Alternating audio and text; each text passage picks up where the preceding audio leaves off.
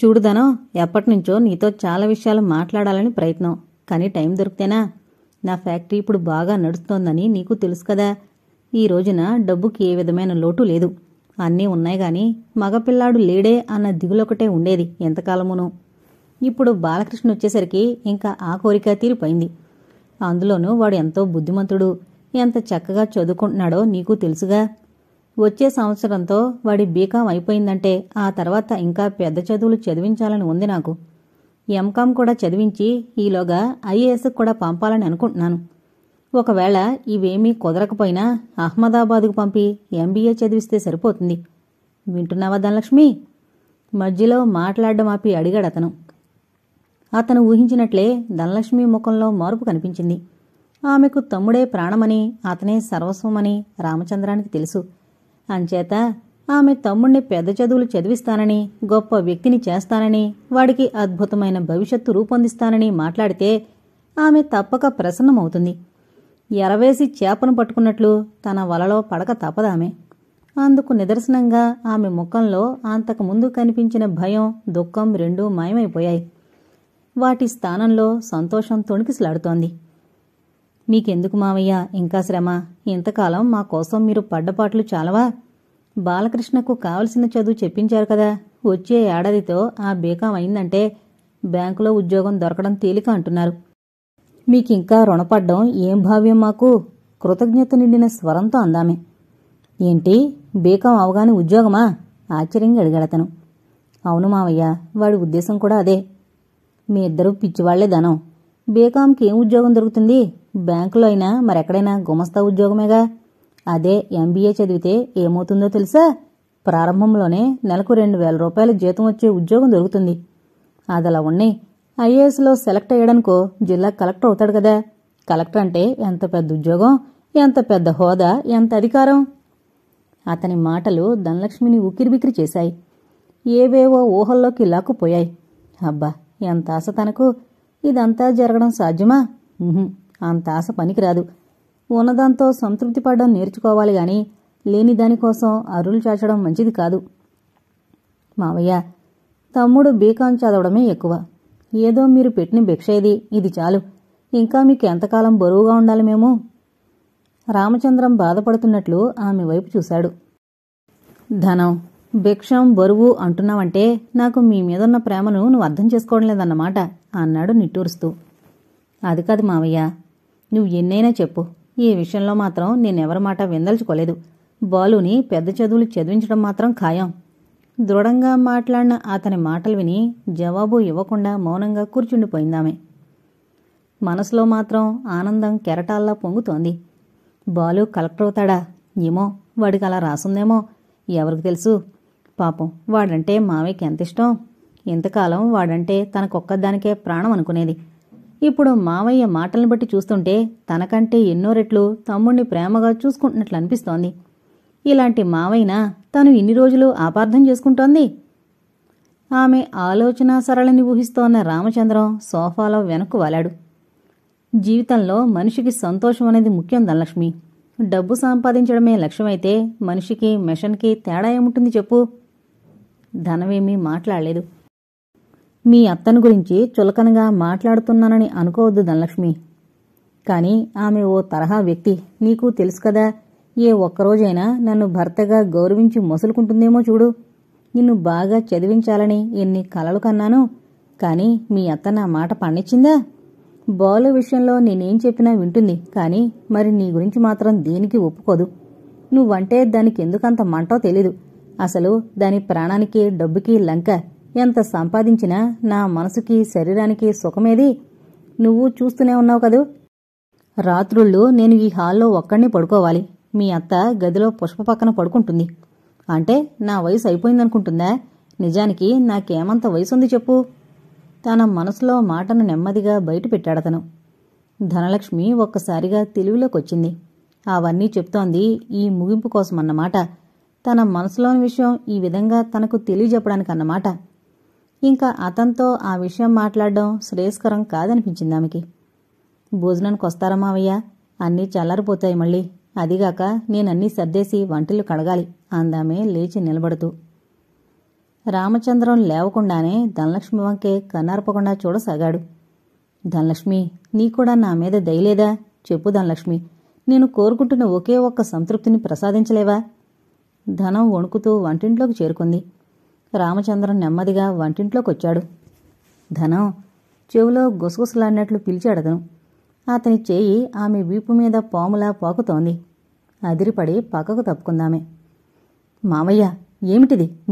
మీరు ఇంకా మాటలు రావడం లేదు. కళ్ళ నుంచి కన్నీరు చెంపల మీదుగా జారిపోతోంది. శరీరమంతా గడగడా వణికిపోతోంది. ఆమెకు ఇంకా సమీపంగా వచ్చేశాడు రామచంద్రం. కోరికతో మండిపోతున్న చూపులు. నిజంగా చెప్తున్నాను ధనం, నువ్వంటే నాకెప్పటినుంచో ప్రేమ ఏర్పడింది. నీకేం కావాలో చెప్పు. డబ్బా, నగలా, చీరలా? చెప్పు ధనం, నీకేం కావాలంటే అది సమకూరుస్తాను. నిమిషాల మీద తెచ్చిస్తాను. దయచేసి నన్ను మాత్రం కాదనుకు. నన్ను దుర్మార్గుళ్లా చూడకు. అతని ఊపిరి వెచ్చగా చెంపలను తాకుతోంది. ధనానికేమీ తోచడం లేదు. తన జీవితం ఏ మలుపు తిరగబోతోందో తెలుస్తూనే ఉంది. చటుక్కున్న 2 చేతులు జోడించిందామె. వద్దు మావయ్య, మీ కాళ్ళు పట్టుకుంటాను, నన్ను వదిలేయండి. బావురుమని ఏడ్చేసాగింది. ఇందులో తప్పేముందని అలా ఏడుస్తావు? మీకోసం ఇన్ని సంవత్సరాలుగా ఎంతో చేశాను కదా. నువ్వు నేను కోరే సంతోషం ఇవ్వడం న్యాయం కాదా? నీ తమ్ముణ్ణి ఎంతో గొప్పవాణ్ణి చేస్తున్నాను కదా. దానికోసమైనా నేను చెప్పినట్లు వినకూడదా? ధనలక్ష్మి ఒక్కొక్క అడుగు వెనకకు వేస్తూనే ఉంది. సరే, నీ మనసు మార్చుకోవద్దులే. నీకంత పట్టుదలుంటే అలాగే ఉండని. అయితే ఒక్క విషయం గుర్తుంచుకో. నేను చెప్పినట్లు వినకపోతే నీ తమ్ముడు బాలు చదువు రేపే ఆగిపోతుంది. ఏమంటావ్? కర్కశంగా నిర్దయగా నడతను. ధనలక్ష్మి పిచ్చిదాన్లా అయిపోయింది. ఏంటి దారుణం? తన వల్ల బాలు చదువుకి అంతరాయమా? ఎంత నీచం! కళ్ళ నిండా నీళ్లు కమ్ముకున్నాయి. రేపటినుంచి బాలు కాలేజీకి వెళ్లడం మాత్రం జరగదు. ఎక్కడో ఏదో కూల్ పనిలో చేరాల్సిందే. అది కూడా వాడే వెతుక్కోవాలి. ఆ అస్త్రమే ఆమెను దారికి తెస్తుందని ఆశగా ఉంది రామచంద్రానికి. అతను ఆశించినట్లే పనిచేసిందది. ఓ పక్క తమను ఇంతకాలం ఆదరించిన మావయ్య, మరో పక్క తమ్ముడి భవిష్యత్తు. విషమ పరీక్షలా ఉందది. న్యాయం, ధర్మం, నీతి వీటన్నింటినీ ఏం చెయ్యాలి? సమాధి చేసి మావయ్య కోరిక అంగీకరించాల్సిందేనా? అంతకంటే వేరే మార్గం ఏముంది? ఎటూ తేల్చుకోలేక నిస్సహాయంగా చూస్తుండిపోయిన ధనాన్ని ఆనందంగా దగ్గరకు లాక్కున్నాడు రామచంద్రం. ధనం, నువ్వు మంచిదేనవని నాకు తెలుసు. అన్నీ అర్థం చేసుకోగల అందాల రాణివి. అతని కౌగిట్లో పులిపంజాకు దొరికిన లేడిలా లొంగిపోయిందామె. రాత్రి బాలకృష్ణ సినిమా నుంచొచ్చి తలుపు తట్టాకగాని ఆమెను వదల్లేదతను. మిగతా రాత్రంతా తన పక్క మీద పడుకుని ఏడుస్తుండిపోయిందామె. ఆ మర్నాటి అతను ఫ్యాక్టరీ గొడవ అంతగా పట్టించుకోవడం మానేశాడు. బాలు లేని సమయంలో ఎక్కువగా ఇంటి దగ్గరే గడపసాగాడు. ఎలాంటి భయం లేకుండా స్వేచ్ఛగా, నిరాటంకంగా ఆమెతో తన కోరిక తీర్చుకోగలుగుతున్నాడతను. ఆ 2 నెలల్లో బాలుకి మంచి బట్టలు కొన్నాడు. చేతి ఖర్చుకని ఎక్కువ డబ్బిచ్చాడు. అంతేకాకుండా ఏవేవో బహుమతులు. నీకేం కావాలో అడగవేం ధనలక్ష్మి? ఆమెను అడిగాడతను ఓ రోజు. నాకా? అవును, ఏదొక బహుమతి కోరుకో. ఏం కావాలంటే అది. ధనలక్ష్మికి నవ్వాలో ఏడవాలో తెలియలేదు. తనకు బహుమతా? ఆమెకిష్టం లేకపోయినా బహుమతి రానే వచ్చింది. ఆమె గర్భవతి. ఆ విషయం గ్రహించినప్పుడు కంగారు పడిపోయిందామె. మనసంతా గందరగోళంతో నిండిపోయింది.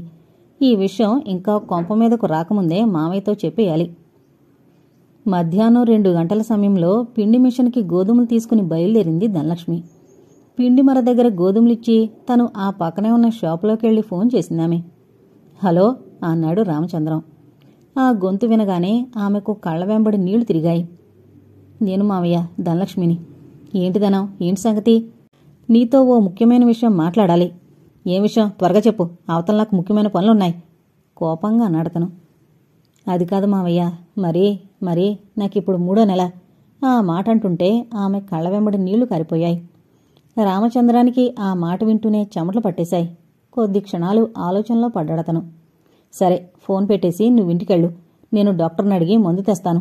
నువ్వు ఈ విషయం మీ అత్తకు మాత్రం తెలియనీకు, సరేనా? అతను ఫోన్ పెట్టేశాడు. ఓ వారం రోజుల నుంచి ధనలక్ష్మిని చూస్తుంటే శివరంజనికి ఏవేవో సందేహాలు కలుగుతున్నాయి. చివరికి తన సందేహాలే నిజమైపోయాయి. ధనలక్ష్మి గర్భవతి. ఈ విషయాన్ని బాలకృష్ణకు చెప్పేసింది శివరంజని. ధనలక్ష్మి వైపు మతిపోయిన వాళ్లా చూశాడు బాలకృష్ణ. మరి కాసేపట్లో రామచంద్రం వచ్చాడు. వస్తూనే ఇంట్లో జరుగుతున్న గొడవంతా విని కంగారు పడిపోయాడు. అయితే ధనలక్ష్మి తన పేరు బయట పెట్టలేదన్న విషయం అర్థమయ్యాక తేలిగ్గా గాలి పీల్చాడు. ఇంకేముందండి, కాలనీలో అందరిలోనూ మన మాన మర్యాదలన్నీ మంటకలిసిపోతాయి. ఆ అవమానం ఎలాగండి భరించేది? ఇవాళ కాకపోతే రేపైనా ఇది బయటకు పొక్కకు మాంతుందా? అయ్యో, నేను లేకుండా చూసి మోసం చేసేసిందే. నేనేం చెయ్యాలిప్పుడు? ఎవడో చెప్పమంటే పాడుముండ నోరు విప్పుతుందేమో చూడండి. దీని మొండి ధైర్యానికి ఏమనుకోవాలి? దీనిక నా ఇంట్లో ఎలా పెట్టుకోను అంటూ ఆగ్రహం ఆపుకోలేక కేకలు వేస్తూ భరతను చూసి గుండెలు బాదుకోసాగింది. ఏమీ ఎరగని వాళ్ల సరే, జరిగిపోయిన దానికి ఏడ్చి ఏం ప్రయోజనం? ముందు ఈ సమస్యకు పరిష్కారం ఏమిటో చూడు అన్నాడు రామచంద్రం. శివరంజని ఆలోచనల్లో పడింది నెమ్మదిగా. ఆ రాత్రి శివరంజని బాత్రూంకెళ్ళినప్పుడు అతను వంటింట్లోకి జొరబడి ఏడుస్తూ కూర్చునున్న ధనలక్ష్మి 2 చేతులు గట్టిగా పట్టుకున్నాడు. ధనం, అత్త ఎన్నడిగినా నిజం చెప్పకు. నేనే దీనికి కారణమని చెప్పావో ఇల్లు విడిచి పోవడం తప్ప ఇంకో దారి లేదు నాకు. ధనం, తెలియక తొందరపడి చేశానీ తప్పు. ఇంత దూరం వస్తుందని కలలో కూడా అనుకోలేదు.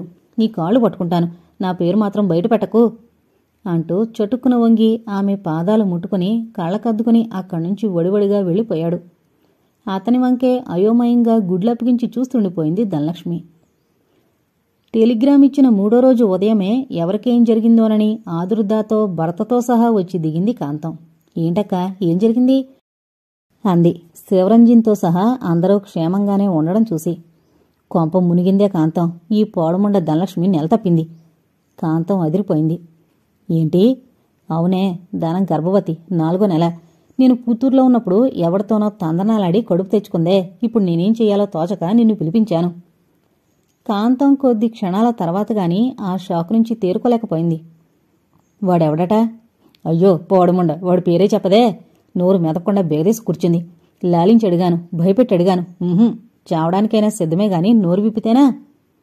అయితే ఇప్పుడేం చేయదలుచుకున్నావు అడిగింది కాంతం. అదే నాకు అర్థం కావడం లేదే. 10 రోజుల నుంచి ఎటూ తేలక చస్తున్నాను. గుండెల మీద కుంపట్ల ఆ పుష్పందని బాధపడుతుంటే ఇప్పుడు ఇదో కుంపట తయారైంది. కాంతం కూడా ఆలోచనలో పడిపోయింది. అక్క, బొంబాయి పెద్ద సిటీ కదా, ఇక్కడ కడుపు తీయించేయడానికి డాక్టర్ అమ్మలే ఉండరంటావా అడిగింది కుతూహలంగా. అవన్నీ నేనెప్పుడో ఆలోచించాను కాంతం, కానీ ఓ డాక్టర్ అమ్మ ఏమందో తెలుసా? 4 నెలల తర్వాత అబార్షన్ చాలా అపాయకరమట. తల్లి ప్రాణానికే ముప్పొస్తుందట. ఇంకా నేనేం చేయను చెప్పు? అయితే మరిప్పుడేంటి చేయడం? నాకు ఆలోచన వచ్చింది. నీకిష్టమైతే అలా చేస్తే బాగుంటుంది సందేహంగా అంది శివరంజని. ఏంటది? దీన్ని నా దగ్గర ఉంచుకోవడం ఏమాత్రం పొరువుగా ఉండదు. అందుకని నువ్వు నీతో తీసుకెళ్ళి అక్కడేదైనా నాటు వైద్యమో లేక మరొకటో ఏదైనా చేసుకో, దండం పెడతాను. కాంతానికి కోపం ముంచుకొచ్చింది. దాన్ని నా కంటగట్టడానికేనా టెలిగ్రామ్ ఇచ్చి పిలిపించింది అంది చిరాగ్గా. అలా తొందరపడి మాట్లాడుకో. నేను చెప్పేది పూర్తిగా విని ఆలోచించు. ఎంతకాలం వీళ్ల గురించి ఎప్పుడైనా నిన్నేమైనా అడిగానా? అడిగినా చేసేంత స్తోమత లేదని నీకు తెలుసుగా. తెలుసులే, నిన్ను అర్జెంటుగా రమ్మడానికి కారణాల్లో అది కూడా ఒకటి. కాంతానికి ఆమె మాటలు అర్థం కాలేదు. అంటే అంది అనుమానంగా. అదే, మీ అమ్మాయి పద్మినికి పెళ్లి చేయాలంటే కనీసం 10,000 ఎక్కడైనా అప్పు చేయాలని ఆ రోజు బాధపడ్డావు కదా. మనమే ఆ సహాయం చేద్దామని మీ బావగారు అంటున్నారు. ఆ మాటతో కాంతం ముఖంలో శివరంజని ఊహించిన మార్పులు కనిపించాయి. కాని అప్పుడు నేనడిగితే అంత డబ్బు సర్దడం సాధ్యం కాదని చెప్పేశావుగా. అప్పటి పరిస్థితి నిజంగానే అలా ఉంది. మరి ఇప్పుడిప్పుడే అనుకోకుండా ఫ్యాక్టరీలో లాభాలు రావడం వల్ల పరిస్థితి మెరుగైందనుకో. అప్పుడు నేను అప్పు ఇవ్వమని అడిగాను గాని ఊరికే ఇవ్వమనలేదుగా. కాని ఇప్పుడు మీ బావగారు ఏమంటున్నారో తెలుసా? పోనీలే, మన దగ్గర ఎలాగూ డబ్బు జమకూడింది కదా, 10,000 అప్పుగా కాక ఊరికే ఇచ్చేద్దామంటున్నారు. కాంతం గుండెలు వేగంగా కొట్టుకోసాగాయి. ఆనందంతో ఉక్కిరిబిక్కిరవసాగింది. ఆమె పరిస్థితి క్షుణ్ణంగా పరిశీలిస్తూనే ఉంది శివరంజని. లేకపోతే కేవలం ఈ ధనలక్ష్మి కోసమే నిన్నిక్కడికి పిలిపించాననుకుంటున్నావా?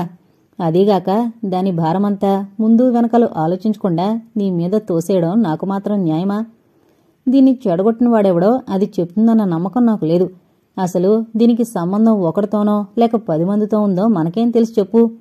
ఆ విషయం దాని దగ్గర నయానా భయానా బయటకు లాగడానికి ప్రయత్నం చేస్తానంటే చేసుకో, నాకేమీ అభ్యంతరం లేదు. కాంతం నెమ్మదిగా లేచి అటు ఇటు పచార్లు చేసి కిటికీ దగ్గరికి వెళ్ళి నిలబడింది.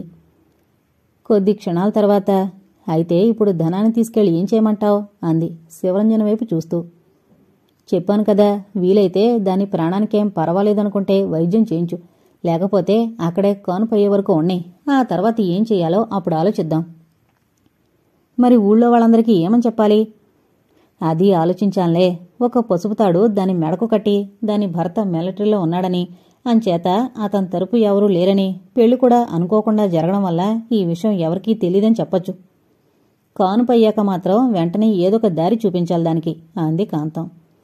చూపక నీ మీద అలా వదిలేస్తాననుకున్నావా?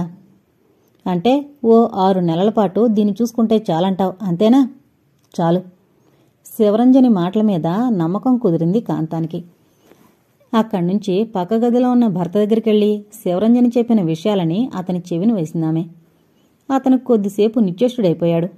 మా అక్క మాటల మీద నమ్మకం ఉందిలేండి. 6 నెలలు ఎలాగోలా ఉంచుకుని ఆ కానుపు పూర్తి చేసి పంపించేయచ్చు. ఈ సమయంలో ఆమెకు సహాయం చేయకపోతే ఎలా? సరేలే, అలాగే కాని అన్నాడతను అంగీకరిస్తూ. సాయంత్రం 6 అవుతోంది. అస్తమిస్తున్న సూర్యుడి పసిడి కిరణాలు రంగు జల్లినట్లు ఆకాశంలో కొద్ది భాగం ఎర్రబడిపోయింది. పక్షులు గుంపులు గుంపులుగా రెక్కలు విప్పుకుని గోళకి ఎగిరిపోతున్నాయి. ఆ ప్రకృతి సోయగాలు తిలకిస్తూ చాలాసేపు డాబా మీద కూర్చుండిపోయింది ధనలక్ష్మి. ఎంతకాలమైంది ఇక్కడికొచ్చి? బహుశా మరో వారం 10 రోజుల్లో 6 నెలలైపోతుంది. చీకటి అలుముకుంటున్న కొద్దీ ఆమె మనసు గతంలోకి చొచ్చుకుపోయింది. అమ్మా నాన్న మరణించడం, శివరంజని అత్తతో బొంబాయి చేరుకోవడం, బాలు చదువు, పుష్పకు యాక్సిడెంట్ జరగడం, మావయ్య తనను బలవంతం చేయడం, ఎటూ తోచని అయోమయ స్థితిలో తను అతనికి లొంగిపోవడం, తర్వాత కాంతం అత్తతో ఇక్కడకు రావడం. ధనానికి కళ్ళ వెంబడి నీళ్లు తిరిగాయి. ఎందుకని ఇలా జరిగింది? మావయ్యకు తనెందుకు లొంగిపోయింది? బాలు చదువు ఆపేస్తానని బెదిరించినందుక? గొప్ప చదువులు చదివిస్తాను అన్నందుక? అతను బ్రతిమాలినందుక? లేక అత్తన్నట్లు కామాంధకారంతో కళ్ళు మూసుకుపోవడం వల్ల? ఏమో, తనకే తెలీదు ఎందుకిలా జరిగిందో. కాని ఆ రోజు అంత ధైర్యంగా అంత బెదిరింపుగా మాట్లాడిన మావయ్య తర్వాత ఎందుకంత పిరికివాడిగా మారిపోయాడు? జరిగిందానికి నేను కారణమే అని ఎందుకు ఒప్పుకోలేకపోయాడు? తనను అందరూ అంతగా హింసిస్తుంటే నోరు మూసుకుని ఉండడానికి మనసెలా ఒప్పింది? ధనం, నువ్వే నన్ను కాపాడాలి, నా పేరు బయటపెట్టావంటే నేను ఇల్లు వదిలిపోవలసిందే అంటూ తన కాళ్ళు ఎలా పట్టుకోగలిగాడు? తను అత్తకు జరిగిందంతా చెప్పేసుంటే ఏం జరిగేది? చెప్పకపోవడమే మంచిదైంది. ఆ నిజం తెలిస్తే అత్తకు తన మీద కోపం మరింత ఎక్కువైపోతుంది. అసలు ఇంకా జన్మలో తన ముఖం చూడ్డానికి కూడా ఒప్పుకోదు. ఆ తర్వాత ఆమె ఆలోచనలు బాలు మీదకు మళ్ళాయి. వాడు తనకు ఉత్తరం రాసి చాలా రోజులైంది. మొదట్లో వారానికో ఉత్తరం రాసేవాడు. నువ్వు ఎలా ఉన్నావు? నేనిక్కడ బాగానే ఉన్నాను, బాగా చదువుకుంటున్నాను, నువ్వేమీ బెంగ పెట్టుకోవద్దు అంటూ రాసేవాడు ఉత్తరాల్లో. అత్తకు నీ మీద చాలా కోపంగా ఉంది, అందుకని ఆమెకు తెలియకుండా కాలేజీ నుంచి ఉత్తరం రాస్తున్నాను అని మొదటి ఉత్తరంలోనే రాయడం వల్ల తను అతనికి జవాబులు రాయకుండా ఊరుకోవాల్సొచ్చింది. ఈ మధ్య వాడెందుకని ఉత్తరాలు రాయడం లేదు? అయినా తను తప్పు పనిచేసింది. దీనికి అంతటికీ కారణం మావయ్యారా బాలు అని వాడికి నిజం చెప్పుంటే ఎంత బాగుండేది. కాని ఆ సమయంలో నోరు విప్పడం మంచిది కాదనిపించి ఊరుకుంది. తెలిస్తే చాలు మావయ్య మీద తిరగబడక మాండు. మావయ్య వాణ్ణి ఇంటినుంచి వెళ్లగొట్టక మాండు. వాడి చదువయ్యాక ఓ ఉద్యోగంలో చేరితే అప్పుడు ఈ విషయం చెప్పిన ప్రయోజనం ఉంటుంది. ధనలక్ష్మి చిత్తూరుకొచ్చిన నెల రోజుల్లోనే పద్మిని వివాహం జరిగింది. పెళ్లికి శివరంజన్ రాలేదని కాంతం కొద్ది రోజులు కోపం పెట్టుకుంది. కాని రాకపోతే రాకపోని, ఇది రానందుకు ఇక్కడెవరూ దిగులు పెట్టి కూర్చోలేదులే అని సరిపెట్టుకుంది. శివరంజని పెళ్లికి రావడం వీలు పడ్డం లేదని కొత్త దంపతులకు తన తరపున బహుమతిగా 500 మనీ ఆర్డర్ పంపుతున్నానని ఉత్తరం రాసి డబ్బు పంపించింది. దాదాపు ఇంటి పనంతా ధనలక్ష్మి చేయడం వల్ల కాంతానికి కూడా చాలా శ్రమ తగ్గిపోయింది. రామచంద్రం చేసిన అఘాయిత్యం మర్చిపోలేకపోవడం వల్ల అసలు వంటగది వదిలి బయటకు రాకుండానే గడిపేసాగింది ధనలక్ష్మి. ఆమె చిత్తూరుకొచ్చిన కొత్తలో ఇరుగు పొరుగువారు ఎవరి అమ్మాయి ఇన్ని రోజులు ఎక్కడుంది అంటూ అడిగారు. మా అన్నయ్య కూతురే, కొన్నాళ్లు నా దగ్గరుంచుకుందామని తీసుకొచ్చాను, వాళ్ళాయన మిలిటరీలో పనిచేస్తున్నాడు అంటూ జవాబు చెప్పిందామె. మరి వాళ్ళాయన రాలేదేం? సెలవు దొరికితేనా? మా నూళ్ళో అయితే నేను దగ్గరే ఉండి కానుపు జాగ్రత్తగా జరిగేలా చూసుకోవచ్చు. బొంబాయి లాంటి పెద్ద నగరాల్లో కష్టం కదా. అదీగాక వ్యాను ప్రమాదంలో కాలు విరిగిన పుష్పతోనే ఓ పక్క మా అక్కాబావ సతమతమవుతున్నారు. ఇలాంటి సమయాల్లో వారికి సహాయం చేయకపోతే ఎలా అంటూ అందరినీ సమాధానపరిచింది. ఏదో పక్షి గట్టిగా అరుచుకుంటూ మీద నుంచి ఎగిరేసరికి ఆలోచనలోంచి ఉలిక్కిపడి తేరుకుందామే. అప్పటికే చీకటి అలుముకోసాగింది. లేచి డాబా మెట్లు దిగుతుంటే నడుములో నొప్పి ప్రారంభమైంది ధనలక్ష్మికి. ఆమెకు చటుక్కున డాక్టర్ చెప్పిన మాటలు గుర్తుకొచ్చాయి. ఇంకో వారం రోజుల్లో కాన్పు జరిగిపోతుంది. ఒకవేళ ఇవి అవే నొప్పులు కావు కదా. పుట్టే బిడ్డ ఆడపిల్ల కాకుండా ఉంటే అంతే చాలు. తనకు మగపిల్లాడే కావాలి. తను పడిన కష్టాలని పడకుండా ఉండాలంటే తను మగపిల్లాన్నే కనాలి. ఈ కష్టాలు ఈ అవస్థలు మగవాళ్లకు లేవు కదా. ప్రపంచంలోని అనర్థాలన్నీ ఆడపిల్లకే. నెల నిండాక చీకట్లో కూర్చోకూడదని చెప్తే వినిపించుకోవేం అంది కాంతం ఆమె మెట్లు దిగుతుంటే చూసి. చాపమీద పడుకున్న పాపాయి నిద్రలోనే ఏడుపు ముఖం పెట్టి మరుక్షణం బోసిగా నవ్వుకుంటున్నాడు. కాసేపు వేగంగా ఊపిరి పీల్చుకుని అంతలోనే మళ్లీ నవ్వు. గోడకు చేరగలబడి బిడ్డను పరీక్షగా గమనిస్తోన్న ధనలక్ష్మికి చాలా ఆశ్చర్యంగా ఉంది. 2 నెలల వయసుందో లేదో అప్పుడే నవ్వులు. మొదట్లో అంతలోనే ఏడుపు అంతలోనే నవ్వు చూసి బిడ్డ ఏమైపోయిందోనని ఎత్తుకుని తిప్పుతుండేది. కాని రాను పసిపిల్లలకు అది చాలా సహజమని తెలుసుకున్నాక మైమరుపు కలిగించసాగింది. వాడు కడుపులో ఉన్నప్పుడు నా బిడ్డ అనే అనుబంధమే ఉండేది కాదు. కాని బయటపడ్డ మరుక్షణం తన సర్వస్వం అయిపోయాడు. హఠాత్తుగా ఎక్కడ్నుంచొచ్చిందో అంత ప్రేమ. రక్త సంబంధం అంటే ఇదే కాబోలు. ఇంతకు వీడికి పేరేం పెట్టాలి? చనిపోయిన తన తండ్రి గుర్తుకొచ్చాడామెకి. అవును, తన తండ్రే ఇప్పుడు ఈ రూపంలో పుట్టాడేమో. అందుకే వీడికి తన తండ్రి పేరు పెడితే. ఈసారి కాంతమత్త అడిగితే చెప్పేయాలి వాడి తాత పేరు పెట్టేయమని. ఇంకా అలా పాపాయిని ముందేసుకు చూస్తూ కూర్చోకపోతే ఇంటి పనులు చేసుకోరాదు.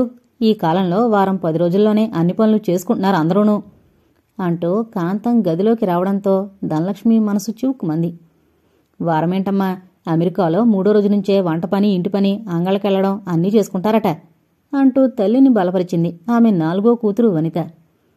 ధనలక్ష్మికి అర్థమైపోయింది. తనలా ఏ పని చేయకుండా కూర్చోవడం వాళ్లకు కష్టంగా తోస్తోంది.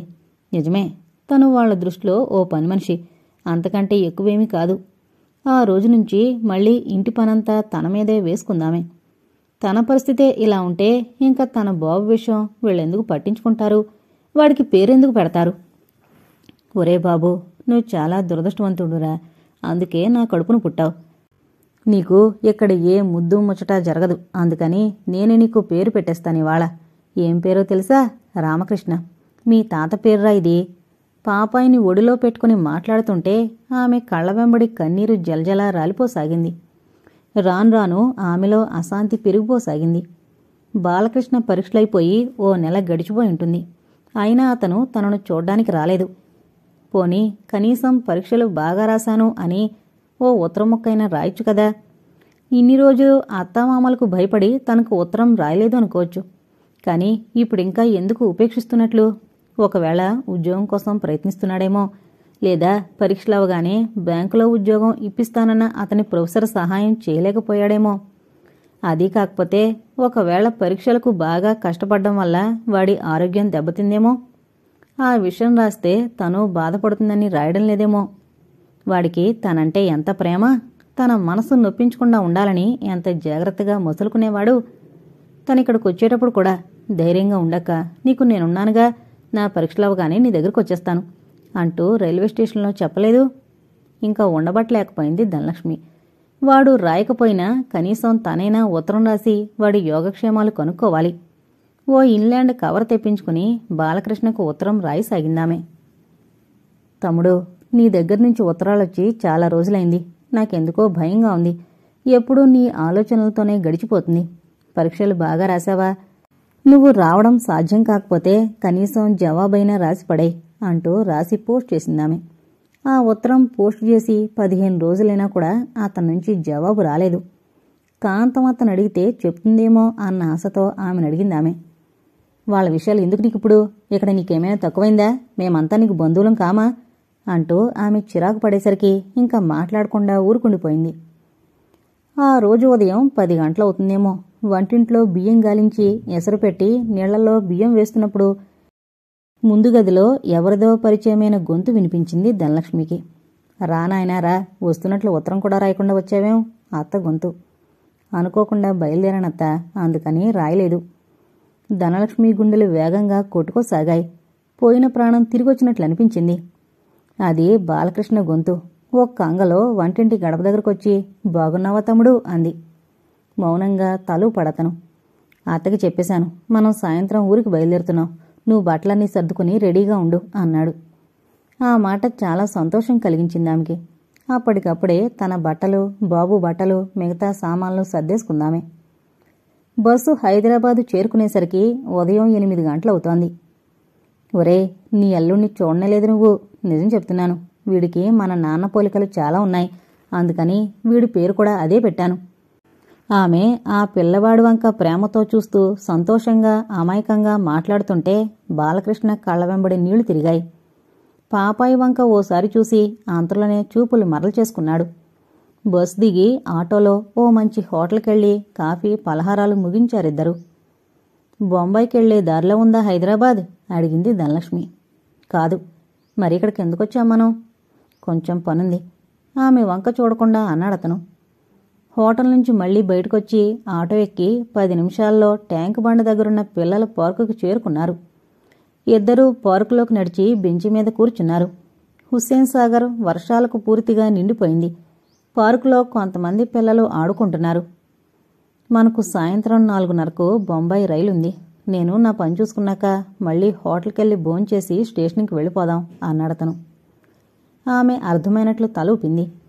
కొద్ది క్షణాలు తనలో తను ఏదో మదన పడుతున్నట్లు కూర్చున్నాడతను.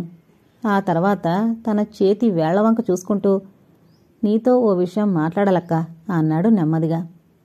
ధనలక్ష్మి ఆశ్చర్యపోయింది. రాత్రంతా బస్సులో ఏమీ మాట్లాడకుండా ఇప్పుడేం మాట్లాడాలి అనుకుంటున్నాడు? ఏంటో చెప్పరా. జరిగిందేదో జరిగిపోయిందక్క. అత్త మామయ్య వాళ్ళు మనల్ని చేరదీసి పెంచి పెద్ద చేసి తల్లిదండ్రులతో సమానంగా చూశారు కదా. అయినా గాని నీ వల్ల వాళ్లకు చాలా నష్టం కలిగింది. అయితే ఇంత జరిగినా వాళ్ళు అదేమీ మనసులో పెట్టుకోలేదు. తిరిగి నిన్ను వాళ్ళింటికి తీసుకురమ్మంటే అది నిజంగా వాళ్ల విశాల హృదయాన్నే తెలియజేస్తుంది. అవునా కాదా? ఆమె బాధగా తలూపింది. మనం కూడా మంచి చెడు ఆలోచించాలి. వాళ్ళకి ఏ విధమైన ఇబ్బంది కలగకుండా మసులుకోవాలి. ఇప్పుడు ఈ బిడ్డతో పాటు మనం వాళ్ళింటికెళ్తే చుట్టుపక్కల వాళ్ళందరికీ అనుమానం కలుగుతుంది. దాంతో మన మూలాన అత్తకు మామయ్యకు చెడ్డ పేరు. అందుకే నిన్నొక్కదాన్ని తీసుకురమ్మని చెప్పింది అత్త. ధనలక్ష్మి మీద పిడుగు పడినట్లయింది. తను ఒక్కరితే వెళ్లాలా? మరి తన బిడ్డనేం చెయ్యాలి? మరి ఈ పాపాయ్? వణుకుతున్న గొంతుతో అడిగిందామె. మనం హైదరాబాద్ వచ్చింది ఇందుకే అక్క. నేను చిత్తూరుకొచ్చే ముందు ఇక్కడికొచ్చి వివరాలన్నీ కనుక్కున్నాను. ఇక్కడ ఓ అనాథ శరణాలయం ఉంది. వాళ్ళు పిల్లల్ని చాలా బాగా చూసుకుంటారట. చాలామంది మన దేశంలో పిల్లల్లేని ధనికులు ఈ అనాథాశ్రమం నుంచి పిల్లల్ని పెంచుకోవడానికి తీసుకువెళుతుంటారు. విదేశీయులు కూడా తీసుకెళ్తారని విన్నాను. కనుక అక్కడ చేర్చిన పిల్లల గురించి ఎలాంటి బెంగ పడనవసరం లేదు. ధనలక్ష్మి నివ్వెరపోయింది. ఒరే బాలు, ఏమిటా నువ్వనేది? నా పాపాయిని అనాథాశ్రమానికి ఇవ్వాలా? ఏడ్చేస్తూ గట్టిగా అడిగింది. మెల్లగా మాట్లాడక, ఏడవకుండా పరిస్థితులను, నీ చుట్టూ ఉన్న మనుషులను అర్థం చేసుకోవడానికి ప్రయత్నించు. మనందరం గౌరవంగా జీవించాలంటే ఇలా చేయక తప్పదు. అయినా ఆ పాపాయినేమీ పారేయడం లేదు కదా. అనాథాశ్రమంలో పెరుగుతాడు. పెద్ద తేడా ఏముంది? ఒళ్ళోని పాపాయిని తన గుండెలకు హత్తుకుని బావురుమని ఏడ్చేసాగింది ధనలక్ష్మి. ఒరే, నీకేమైనా జ్ఞానం ఉందా? నా తమ్ముడువై ఉండి ఇలా మాట్లాడుతున్నావా అనాలనిపించింది. తమ్ముడు, నువ్వు వస్తావు, నన్ను నా బిడ్డను గట్టెక్కిస్తావని ఎదురుచూస్తుంటే ఇదా నువ్వొచ్చి చేస్తోంది? వద్దురా, వాణ్ణి నా నుంచి విడదీసి వాడి జీవితం నాశనం చేయొద్దు. ఏడుపు మధ్యలోనే మాట్లాడిందామె. బాలకృష్ణ ఆమె కళ్ళలోకి చూడలేకపోతున్నాడు. అక్క, నేను బాగా ఆలోచించే మనందరి మంచి కోసం చెప్తున్నాను. బాలు, వద్దురా, కావాలంటే నీ కాళ్ళ మీద పడతాను. నేను మాత్రం ఇది భరించలేనురా. పోనీ అత్తకిష్టం లేకపోతే మనిద్దరం వేరే ఉందాం. నీకు బేకాం అవగానే మీ ప్రొఫెసర్ బ్యాంకులో ఉద్యోగం ఇప్పిస్తాను అన్నాడు కదా. ఒకవేళ నీకు ఉద్యోగం వెంటనే దొరకపోయినా పర్వాలేదు. నేను ఎవరి ఇంట్లోనైనా పనికి కుదిరి ఎంతో కొంత సంపాదిస్తాను. నిన్ను నా బాబుని ఎలాగోలా పోషిస్తాను. ఆ అత్త మాటలకు భయపడి నా బిడ్డ నాకు దూరం చేయకురా అంటూ పాపాయిని బెంచి మీద పడుకోబెట్టి అతని కాళ్లు పట్టుకుంది ధనలక్ష్మి. ఆమె కన్నీళ్లు జలజల అతని పాదాల మీద రాలిపోతున్నాయి. బాలకృష్ణ కొద్ది నిమిషాల పాటు ప్రయత్నించి దుఃఖం ఆపుకున్నాడు. నువ్వు ఒకవైపు నుంచే ఆలోచిస్తున్నావు గాని పరిస్థితి అర్థం చేసుకోవడం లేదు. అదీగాక నేను ఉద్యోగం కూడా చేయదలుచుకోలేదు. ఆమె లేచి మళ్లీ బెంచి మీద కూర్చుంది. ఎందుకని, ఇంకా చదువుకోవాలనుకుంటున్నావా? కన్నీరు తుడుచుకుంటూ అడిగింది. లేదు. మరి? నేను మావయ్య కంపెనీలో పార్ట్నర్గా చేరాను. ఆమె ఉలికిపడి, మావయ్య కంపెనీలో భాగస్థుడువా? అవును. ఆమెకు మతిపోయినట్లయింది. కొద్ది క్షణాలాగి అతనే మాట్లాడాడు. పోయిన నెల నుంచి నేను రెగ్యులర్గా ఫ్యాక్టరీకి వెళుతున్నాను. ప్రస్తుతం నెలకు 1000 రూపాయల జీతం, అదీగాక వేరే అలవెన్స్లు. ఇంకా పార్ట్నర్ అయినందువల్ల ఫ్యాక్టరీకి వచ్చే లాభంలో కూడా సగం నాకే వస్తుంది. ధనలక్ష్మికి ఏమీ అర్థం కావడం లేదు. కానీ అత్తకు మామయ్యకు నీ మీదంత ప్రేమ ఎందుకు కలిగింది హఠాత్తుగా? అడిగిందామె అనుమానంగా. నాకు మాత్రం దగ్గర బంధువులు ఇంకెవరున్నారు గనక, అదిగాక నేను పుష్పను పెళ్లి చేసుకోవాలనుకుంటున్నానక్క. ఈ విషయం నీకు షాక్ కలిగిస్తుందని తెలుసు. నేను కుంటిపిల్లను చేసుకోవడము నీకు బాధ కలిగించొచ్చు. కానీ మనం పైకి రావాలంటే ఎక్కడో చోట రాజీ పడాలిగా. మావయ్య ఫ్యాక్టరీ విలువ ఎంతో తెలుసా నీకు? 3 లక్షలు. ముందు ముందు ఇంకా విస్తరించడానికి కూడా ఏర్పాట్లు జరుగుతున్నాయి. అంటే ఇంక ఏ పరిస్థితుల్లోనూ మనం డబ్బు కోసం తొడుముకోవాల్సిన పనుండదు. అర్థమైందాకా? ధనలక్ష్మికి అంతా తెలిసిందిప్పుడు. ఈ 8 నెలల్లో అత్తయ్య మావయ్య కలిసి వాణ్ణి పూర్తిగా మార్చేశారు. వాడి ఆలోచన ధోరణి కూడా తమ ఆలోచన ధోరణిలోకి మార్చారు. అంచేత ఇప్పుడు బాలకృష్ణకు డబ్బే ప్రధానం. ప్రేమలు, బంధుత్వాలు ఇవన్నీ కూడా డబ్బు తర్వాతే. డబ్బు కోసం ఏమైనా చేయగల స్వార్థపరుల్లో తన తమ్ముడు కూడా చేరిపోయాడు. బాలు టైం చూసుకుని లేచి నిలబడ్డాడు. టైం 10 అయిందక్క. ఆశ్రమం ఆఫీసు ఇప్పుడు తెరుస్తారు, వెళదామేక అని అడిగాడు. ధనలక్ష్మి అతని వంక పరీక్షగా చూసింది. వీడు తన తమ్ముడేనా? 24 గంటలు అక్క అక్క అంటూ తనని వదలకుండా తిరిగిన తమ్ముడేనా వీడు? నాకు బ్యాంకులో ఉద్యోగం దొరకగానే మనం ఎవరి పంచనా ఉండక్కర్లేదక్కా అని అన్నది వీడేనా? Blood is thicker than water అన్న మాట విన్నప్పుడు నువ్వే జ్ఞాపకం వచ్చి ఏడుపొచ్చిందక్క అని చెప్పిన తమ్ముడు కాదిప్పుడు వీడు. వీడు మరో మనిషి. డబ్బు, అంతస్తు ఈ రెండింటి కోసమే బ్రతుకుతున్న మనిషి. ఆ రెండింటి కోసం రక్త సంబంధాన్ని, ప్రేమానురాగాల్ని అమ్ముకుంటున్న దౌర్భాగ్యుడు. ఇలాంటి వాడి కోసమా తను ఇన్ని కష్టాలు పడింది? వీడి కోసమేనా తన జీవితాన్ని ఇలా నాశనం చేసుకుంది? తనను తన బిడ్డను కాపాడతాడని ఆశపడింది వీడిని చూసుకునేనా? ఆమెలో విరక్తిభావం కలిగింది. దుఃఖం మనసులో నుంచి తొలగిపోయింది. మొద్దుబారిన మెదడు పనిచేయడం ప్రారంభించింది. ఆ ఆశ్రమం ఎక్కడుంది? ఎంత? ఆటోలో 20 నిమిషాల ప్రయాణం. అయితే ఓ పంచేయ్, నాకేంటోగా ఉంది. ఇక్కడెక్కడైనా కాఫీ దొరుకుతుందేమో చూడు. కాఫీ తాగాక వెళదాం. కాఫీకేముంది, ఆ రోడ్డు మీదే క్యాంటీన్ ఉంది. ఆ ఫ్లాస్క్ ఇలా ఇవ్వు. ఆమె లేచి సంచిలో నుంచి ఫ్లాస్క్ తీసిచ్చింది.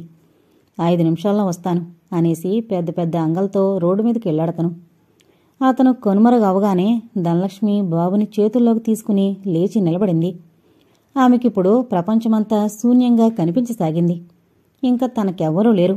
ఓసారి చుట్టూ చూసిందామె. దూరంగా కొంతమంది పిల్లలు ఆడుకుంటున్నారు. కొంతమంది పెద్దాళ్ళు బెంచి మీద కూర్చుని మాట్లాడుకుంటున్నారు. ఎవరూ తన వైపు చూడడం లేదు. ఫెన్సింగ్ దాటి నీళ్లవైపు 2 అడుగులు వేసిందామె. ఓ క్షణంపాటు మళ్లీ అనిశ్చలత. తన నిర్ణయం సరైందేనా? అవును, సందేహించాల్సిన అవసరం లేదు. ఒకవేళ తనిప్పుడు తనని దుస్థితి తెచ్చిన మావయ్య విషయం బాలకృష్ణతో చెప్పినా వాడు నమ్మే స్థితిలో లేడు. ఇంకెవరితోనో సంబంధం పెట్టుకుని ఇప్పుడు ఆ అభాండం మావయ్య మీద వేస్తున్నావా అంటూ తనను హేళన చేయడానికి కూడా వెనుకాడాడు. కాలు జారిందాన్ని, జీవితంలో ఓడిపోయిన నా గురించి ఎవరికి బాధ? నా అనేవారు నాకెవరున్నారు? నిద్రపోతున్న బాబు ముఖంలోకి ఓసారి చూసింది. వాడిని హృదయానికి గట్టిగా హత్తుకుని పిచ్చిపట్టిందాన్లా ముద్దుల వర్షం కురిపించింది. అంతలోనే దుఃఖం ముంచుకొచ్చేసరికి వెక్కి వెక్కి ఏడ్చేసాగింది. వాడిని అలా గాఢంగా గుండెలకు హత్తుకొనే నీళ్లలోకి దిగసాగింది. 4 అడుగుల్లోనే గుండెల వరకు వచ్చేశాయి నీళ్లు. కన్నీళ్లు ఆగడం లేదు. తమ్ముడు తనని పూర్తిగా గాయపరిచాడు. ఇంకేం చేసినా ఆ గాయం మాందు. కాళ్ల కింద ఇసుక కదిలిపోతోంది. నీటికంటే రక్తం చిక్కనైందా? రా, నా శక్తేమిటో చూపిస్తాను అన్నట్లుగా ఆమె శక్తిని లాక్కోసాగాయి నీళ్లు. మరుక్షణం ఆమె కాళ్లపట్టు తప్పిపోయింది. చల్లటి నీళ్ల స్పర్శకు తాళలేక కేరమని ఏడుపు ప్రారంభించిన ఆ బాబును నీరు గర్భంలోకి చేర్చుకుంది. ఇంతటితో తను తన సుఖం అనే నవల కంప్లీట్ అయిందండి. పాపం ధనలక్ష్మిని చూస్తుంటే నిజంగానే చాలా బాధగా అనిపించింది. తన ఆ పరిస్థితికి కారణమైన వాళ్ళందరూ కూడా ఇప్పుడెంతో సంతోషంగా ఉంటారు. ఎందుకంటే ఇంకా నిజం ఎప్పటికీ బయటికి రాదు కాబట్టి. కానీ నిజంగా అతనికి మనస్సాక్షి అంటూ ఒకటి ఉంటే ఆ బాధతోనే అతను కుళ్ళి చావాలి. ఇంతటితో ఈ నవల కంప్లీట్ అయిందండి. దయచేసి మన ఛానల్ను సబ్స్క్రైబ్ చేసుకోగలరు. Thank you.